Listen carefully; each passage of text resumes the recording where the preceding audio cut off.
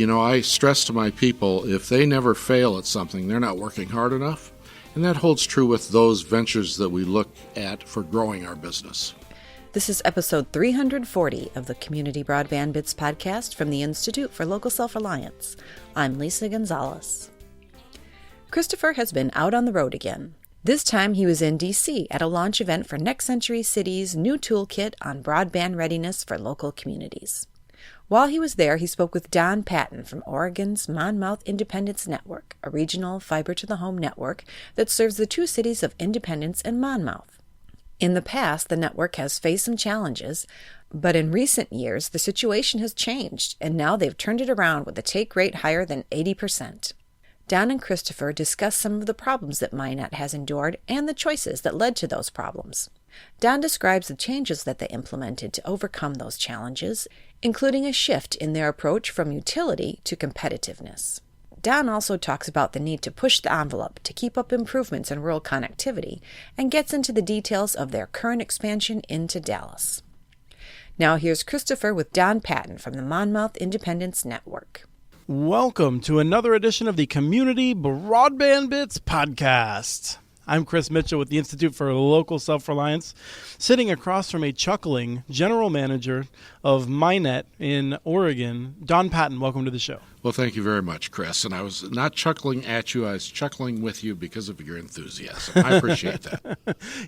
There's actually one of the people that's listened to every episode, Travis Carter, who runs U.S. Internet in Minneapolis. Okay.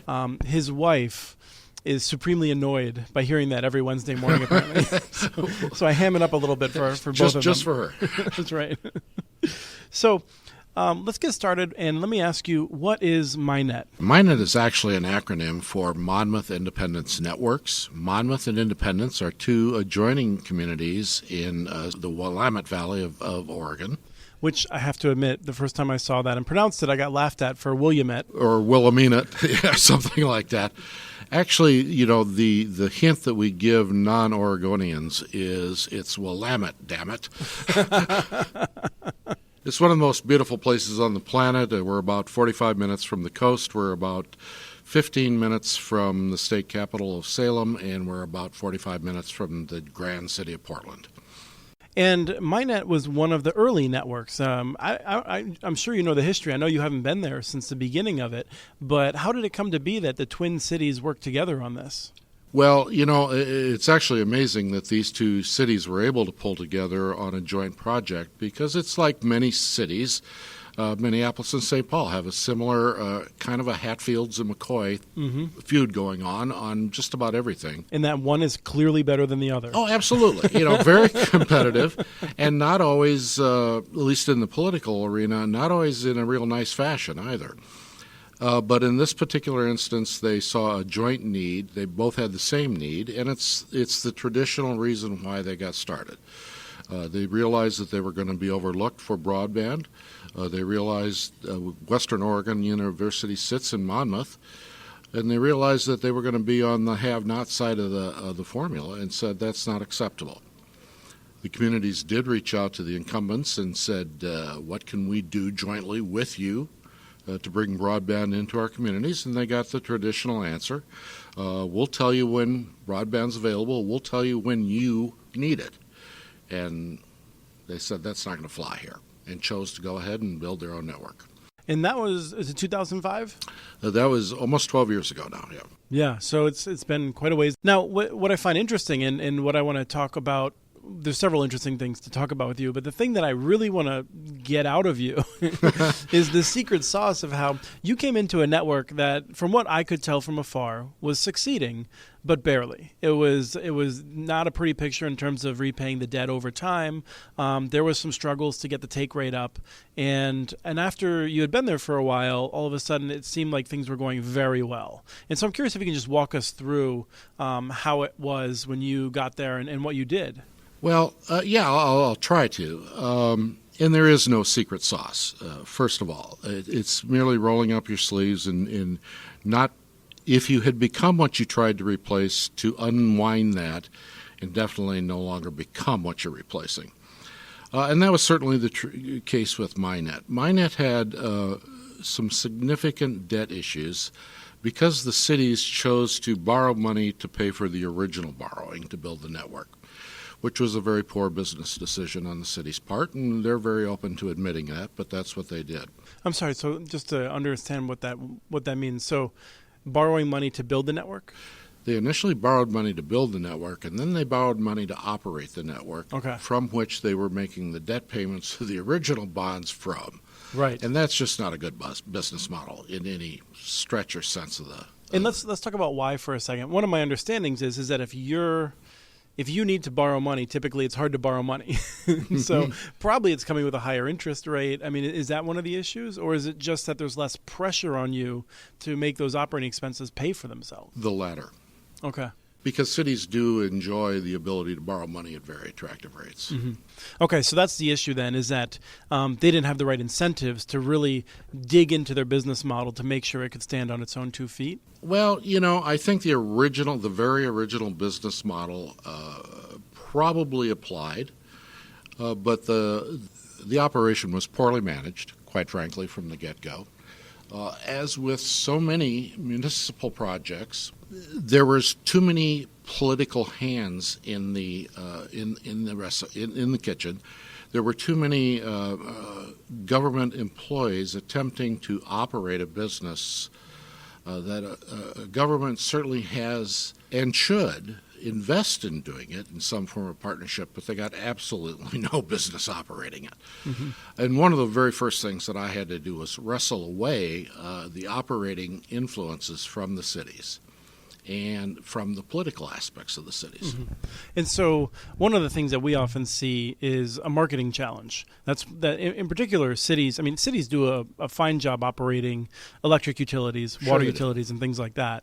One of the things that sets them apart is marketing. And so I'm curious if that was one of the issues, or if you can elaborate just a little bit more on where the challenge was. I mean, procurement and personnel issues can be challenging. I would say that there was the mentality that if we build it, they will come. Mm-hmm. And that has never worked anywhere ever. And that was the case with this operation as well. Plus, there was the expectation that it could be operated like a municipal utility, and quite frankly, we can't, because we compete with Charter, we compete with CenturyLink, we compete with both the dish networks.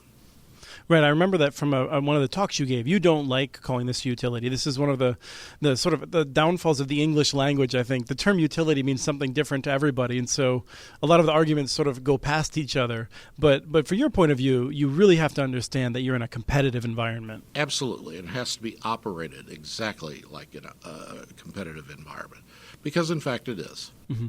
And so what does that mean? Does that mean having fewer staff than might be convenient? What's one of the differences? Well, a utility is merely a monopoly. If you want that service, you have to go to that monopoly source to get it. In our instance, we're not the only source to get the products that we vend.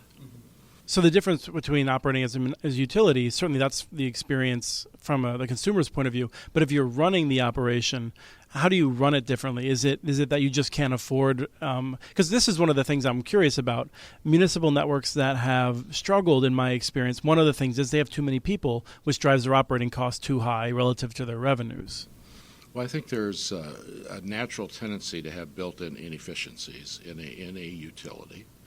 And that has to do with government process. And until that process is changed, it's almost required law. Mm-hmm. But the difference between a for-profit business and a utility has the ability to set their pricing based upon their expenses. And a for-profit business has to earn the money, earn the margin that they can obtain, and do so against their competitors' pricing. Mm-hmm.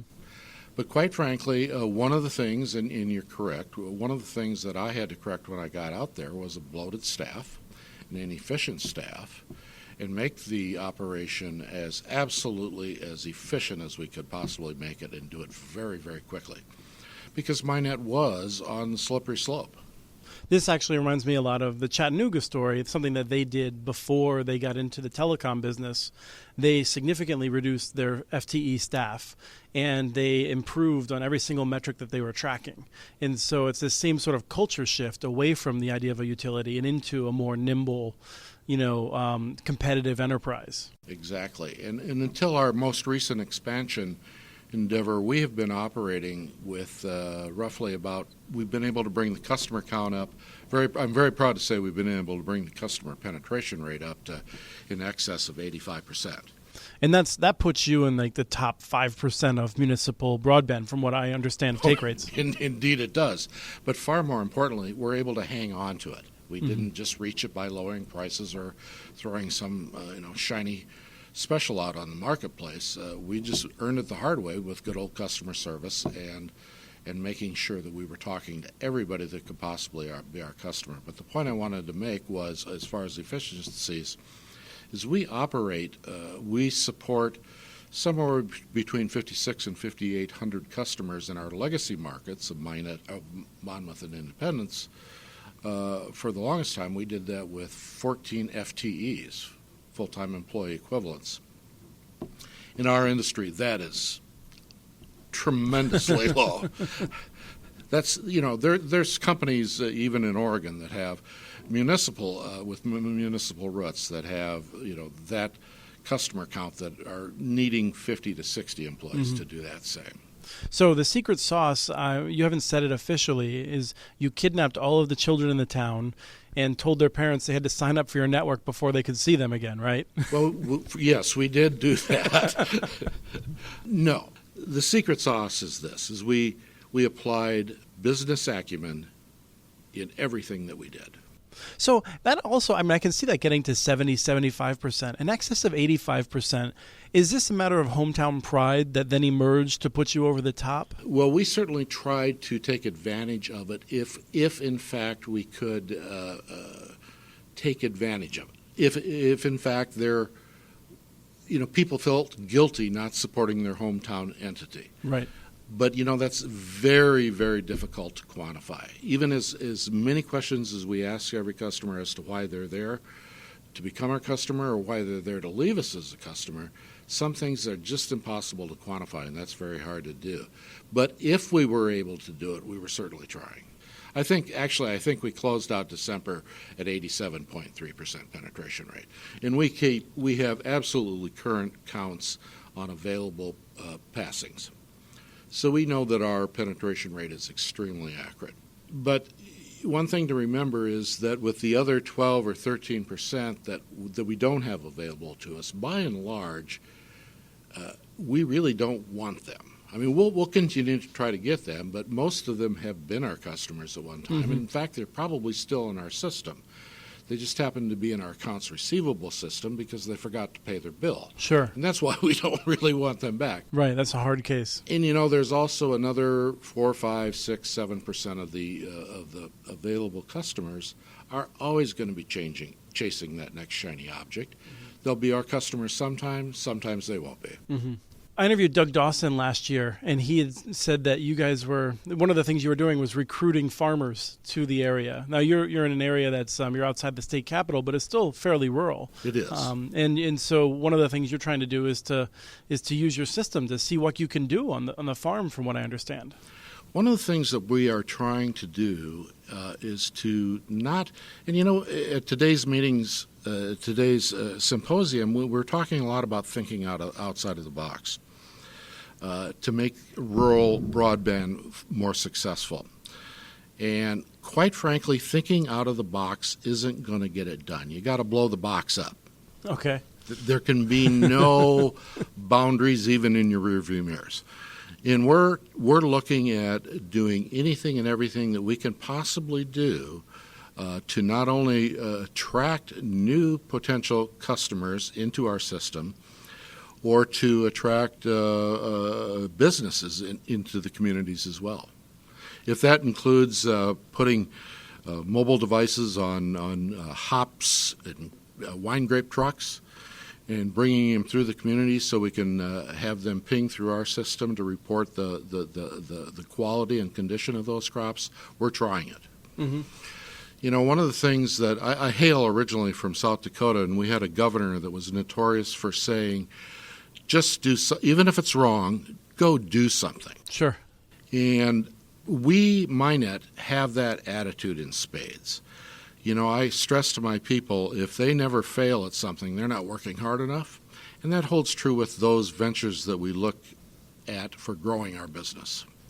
So speaking of growing your business, we'll talk a little bit about what you're doing in Dallas, and that's Dallas, Oregon, not Oregon, Dallas, right. Home to the worst team in the NFC East, by my opinion, as an Eagles fan. So you're in Dallas. It's a unique approach, and for people, we'll talk about it, but also Doug Dawson wrote about it on his blog Pots and Pans. So there's a little more detail there. But what's the broad sketch of what's happening? Basically, Doug Dawson and I have been kind of partners in crime for a lot of years, and so we knew each other in a lot of past lives. And I was stressing to Doug that our efficiencies and our abilities should afford the attention of investors.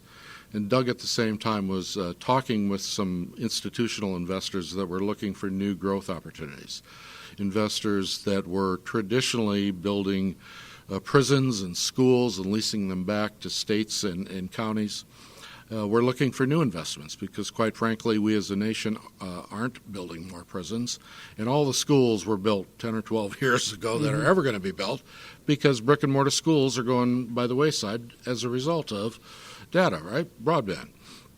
Because of our effectiveness and our efficiencies, Doug agreed with me that we'd be a strong candidate to expand our network if there was a private investor group interested in doing so. We've talked about a number of expansions, but Dallas is the closest community to our existing footprint. It's really about 10 miles away. We already have a backbone path going through the area, which makes it a lot easier to serve. We don't have to do much head-end expansion to serve that community. And that being that close, we knew that there was a great deal of interest in Dallas and in MINET coming there simply because literally on a daily basis we would get calls from Dallas customers wanting to know when we were coming to their community. And we started tracking the volume of that, and it was very substantial. And that's when we started doing some surveys into the community in conjunction with CCG, Doug Dawson's group, and found out that this might be a very viable partnership to pull together. So much so that the investor groups took a look at the data that we had pulled together for them, and they actually drove it to fruition. They wanted to do this. They wanted to do more communities with us, larger communities, more and larger communities off the bat, but together we decided we're writing a new book. We're going to see how Dallas goes. And if it goes as expected, I suspect we'll be doing some more expansion. Because really we have unlimited capability as long as we can reach them with fiber. So the question that I like to wrestle with is the unpopular one, which is kind of what happens if things don't work out as expected. So who's taken on the risk of this project? First of all, the cities have absolutely no risk. MINET has a risk in that its name would be dragged through the mud as a result of failure in that marketplace. But we don't have any financial risk that could potentially fall on the cities if that were the case. But that is not the case. It's purely the investors. It's no different than investing in Google or investing in General Motors. So who owns the network in that if I came along and I said, I really like what's going on here, I want to buy it from someone, who do I talk to? Our services or the network? The network. Well, the network is actually owned and being built by American Fiber Optics. The company that is marketing it is Willamette Valley Fiber, and MINET is hired to manage that network and to sell our services as Willamette Valley Fiber. Okay. Eventually, and without getting into details, which I'm not at liberty to share, part of our agreement is that eventually MINET will own that network that's being built. Okay. So this is, I think of it as similar to a capital lease kind of arrangement then? Very similar. Okay. And so then the cities of Monmouth and Independence will own the fiber and the services and everything at the end of the term, basically? Yes, exactly. Okay. Are you serving rural areas outside of Monmouth and Independence? We've been approached by a number of nearby communities, mostly populations of, I would say, 10,000 or less, maybe 5,000 or less, in one case a couple of thousand individuals, because we are government. Other governments, other communities are reaching out to us to get advice, direction, guidance, whatever you want to call it, on how do they get broadband into their communities. And we've been working very closely with a number of very small communities. I think we're getting closer to a solution for them, but we've got a number of political hurdles to cross here in Washington, D.C. to make that happen. Okay. For those small communities. The formula is very similar to what we're doing in Dallas, only with the city either getting grants or borrowing money to build a network and then hiring someone, perhaps us, perhaps someone like us, that would operate it for the city. Because again, a city has no business being in the business we're in. They have every reason and should be investing with those who can operate it successfully, but they themselves should not be the operator. The question I guess I want to wrap up with is, how is MINET different than if Verizon had made a priority to build fiber to the home to everyone in Monmouth and Independence? What do you do differently that helps the community in ways that go beyond just the technology that's available? There's the obvious ones. Our customer service is local. Our employees live in the towns. We see each other in the grocery store. When you call in to have with a technical issue, chances are our technician's going to be in your driveway in about 20 minutes, and you're probably going to know that individual. But the other is that we are a partner with the city in creating economic development opportunities for the cities. And I don't know that a Verizon's business plan or a Charter's business plan or a Comcast's business plan would ever afford them to actually go hand in hand with the city after seeking economic development opportunities. That does not play out or does not feed Verizon directly, does not feed Comcast directly, et cetera. One of the things that we've been hearing for years is that partnerships are a major way forward. And I'm curious what you're thinking about in the way of partnerships. Chris, they really are, as far as I'm concerned, and they give us a lot more opportunity to increase our margins. You know, traditionally, every operator would only use network that they built or they owned. They would not lease it to anybody, and they wouldn't lease any network from anybody. If they couldn't build it and own it themselves, they didn't have any interest in it. We've taken the position over the years that we do a lot of fiber sharing with other entities, and it's proven very valuable to us to be able to reach out using someone else's network and having a profitability tool that wouldn't have been at our disposal if we would have had to build it. Now, when you say sharing, yes. I've heard of swaps and I've heard of leases. Is this something different, or is it along those lines? Same thing, different terminology. Okay. But as an example, you know, I have a significant number of unused fibers going to one of our POPs, one of our co-location points where we reach out to the internet as a whole. And one very large commercial entity was looking to share to get access to a number of those fibers. And I was interested in giving them access to a number of those fibers as long as I could get access to a number of fibers that they had that were quite frankly, were headed over to Dallas. Okay. And we've determined the value of by mile, like you always do, and we found the right agreement by which they could use our network, we could use theirs, and we support one another. And so that really does open up a lot of opportunities to do business that we couldn't have done on our own. Right. One of the things that I wanted to make sure to ask you about came up in Susan Crawford's new book, which is called Fiber, and is terrific. Just came out. She talks about a program that I think is it gets to the root of what we want broadband to do for us, which is to give people more opportunities and improve quality of life. And it's teledentistry in your schools. Can you tell us what's going on there? Where we live, we have a very diverse population. In fact, we have probably, I think, somewhere between a 38 and a 42% Hispanic population because of the amount of migrant workers that we have working the valley. But unfortunately, the income level of that demographic is not very high. And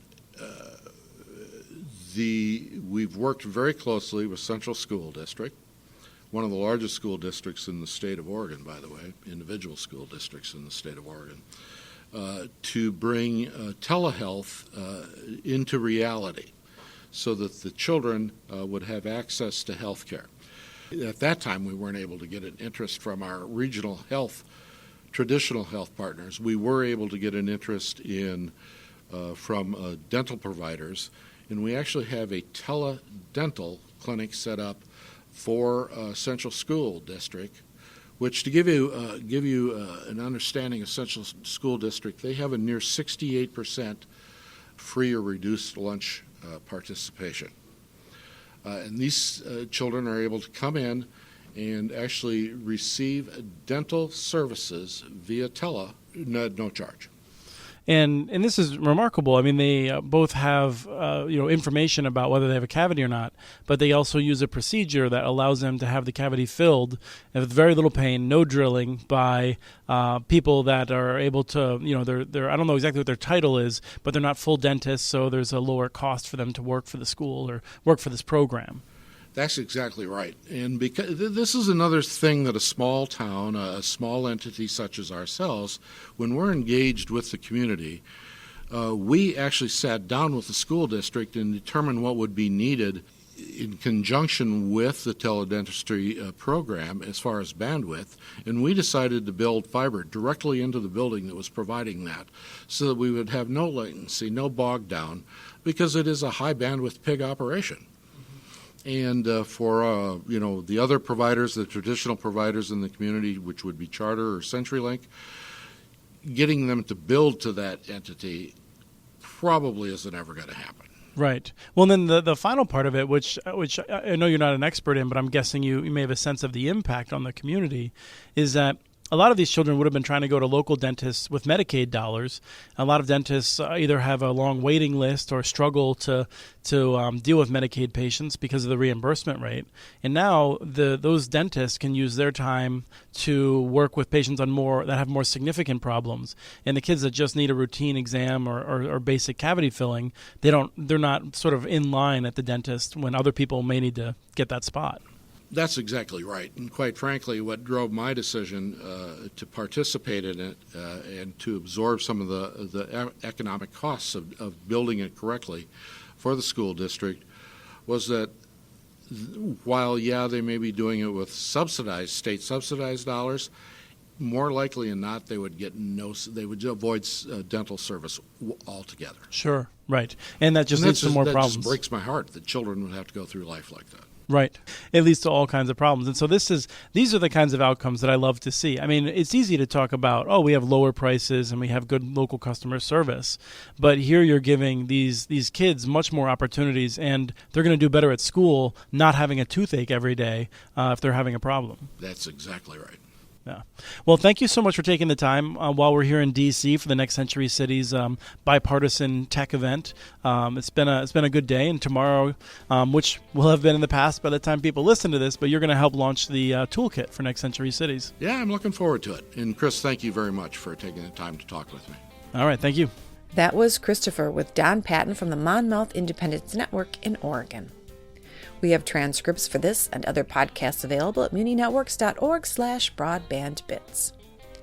Email us at podcast@muninetworks.org with your ideas for the show. Follow Chris on Twitter. His handle is @MuniNets. Follow muninetworks.org stories on Twitter. The handle is @MuniNetworks. Subscribe to this podcast and the other podcasts from ILSR, Building Local Power, and the Local Energy Rules podcast. You can access them wherever you get your podcasts. Don't miss out on our original research from all our initiatives. Subscribe to our monthly newsletter at ilsr.org, and while you're there, take a moment to donate.